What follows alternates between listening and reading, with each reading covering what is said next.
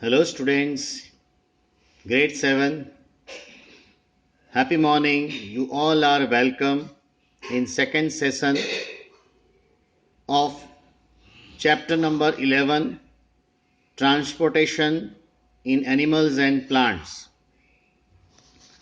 Students, please open the chapter number 11 from your NCERT textbooks. So let's we begin.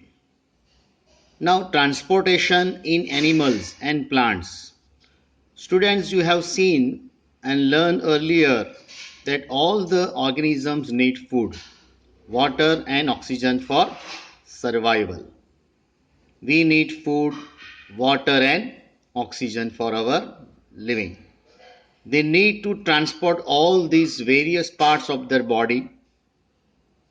Further, animals need to transport waste to parts from where they can remove.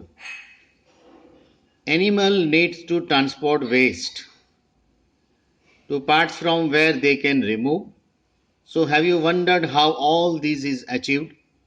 Look the figure 11.1. As you can see the figure number 11.1.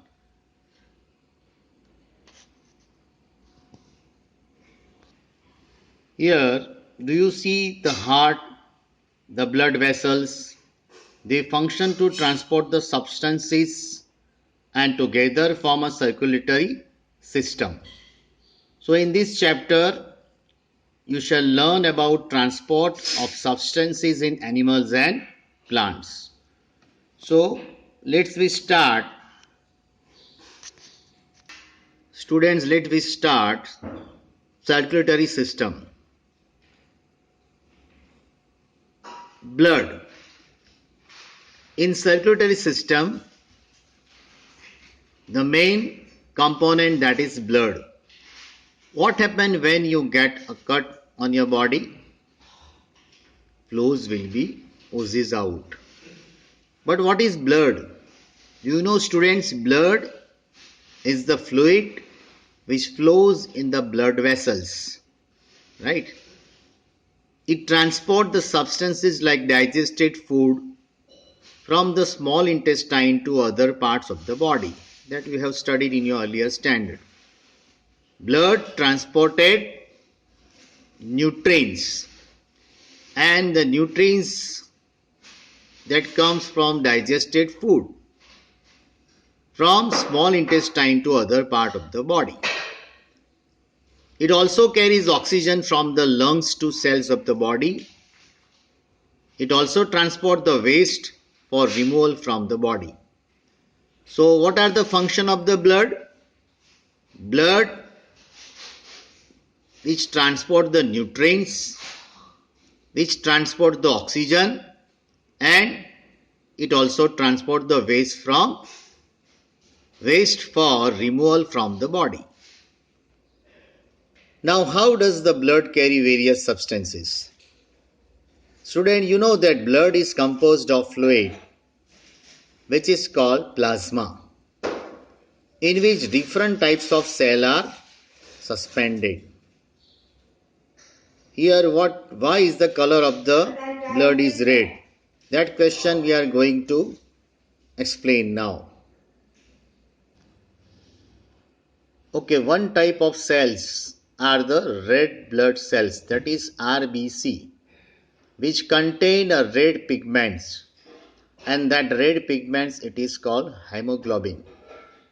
Hemoglobin binds with the oxygen and transport it to the all parts of the body and ultimately to all the cells.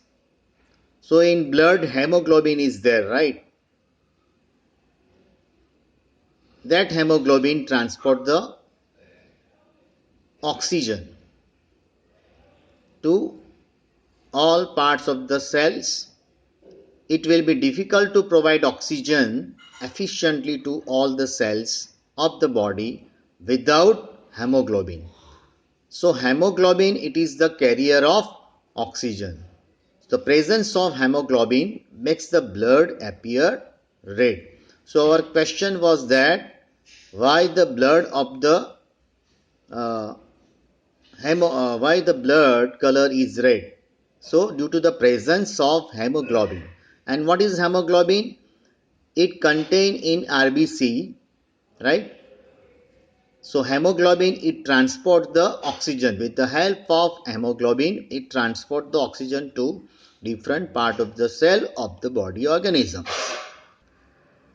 Now the next component of the blood, that is WBC. So blood also has white blood cells, that is WBC. So what is the function of the WBC? It is here. It fight against the germs that may enter our body. Right? So wherever the microorganisms or germs they enter in our body, it protects our body from that germs. Now Bujo fell down while playing a game and his knee got injured. Blood was coming out from the cut.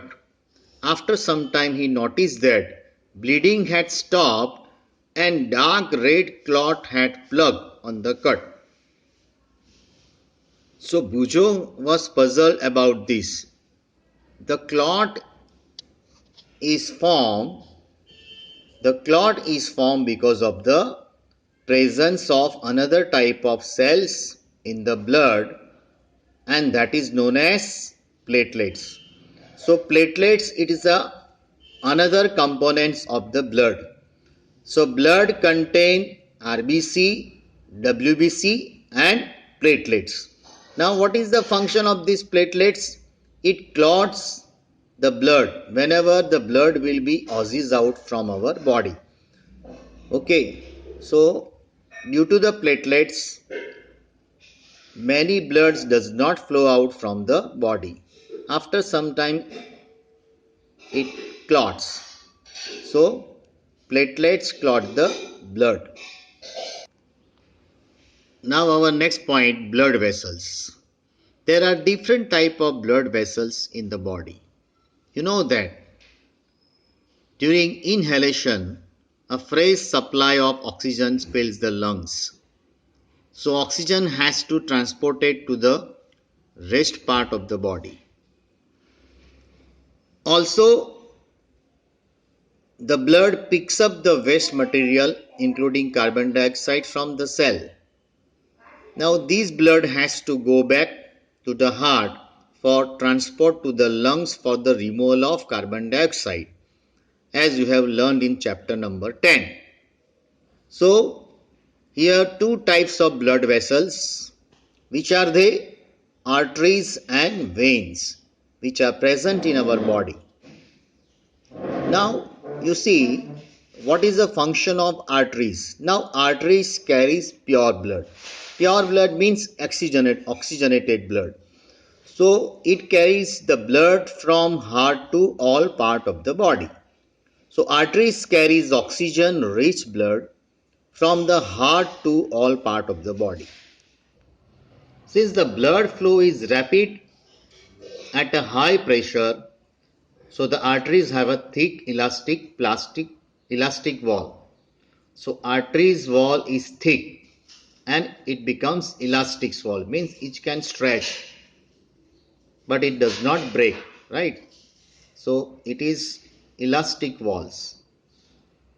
Now let us perform an activity to study the flow of blood through arteries. Here you can see the activity number 11.1. Now my dear students, you can perform this activity by your own self.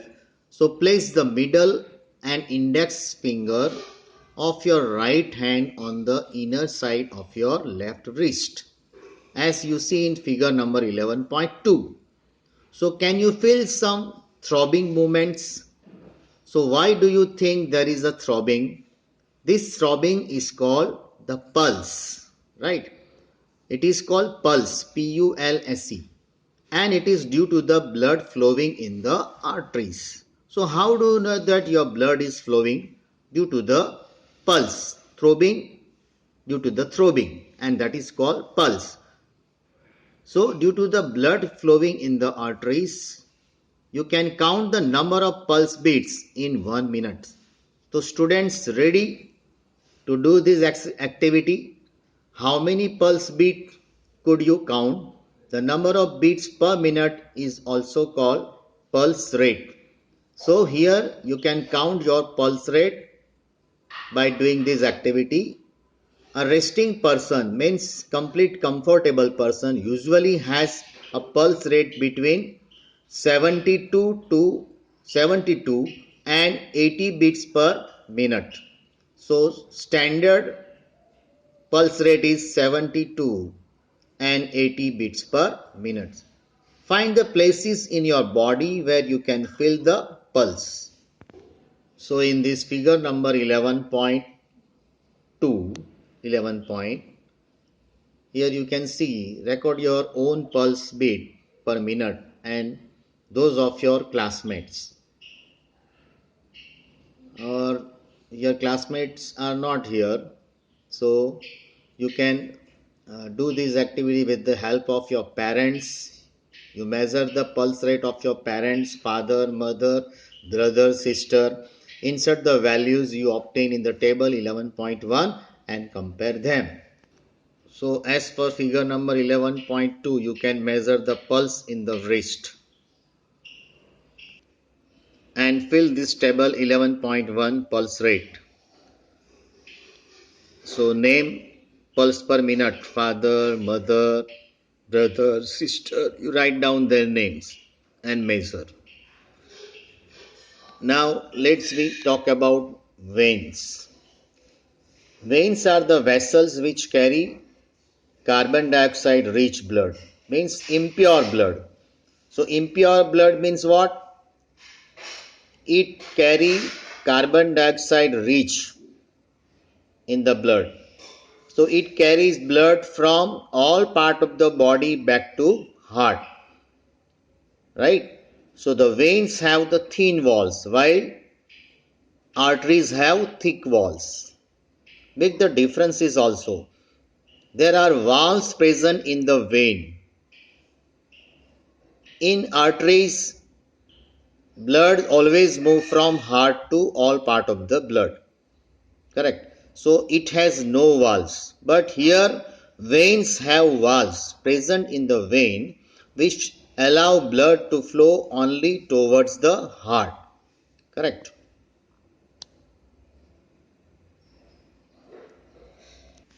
Here you can see the schematic diagram of blood circulations 11.3 circulatory system. Heart is there, upper lung is there, then pulmonary vein, pulmonary artery, vein, artery, capillaries.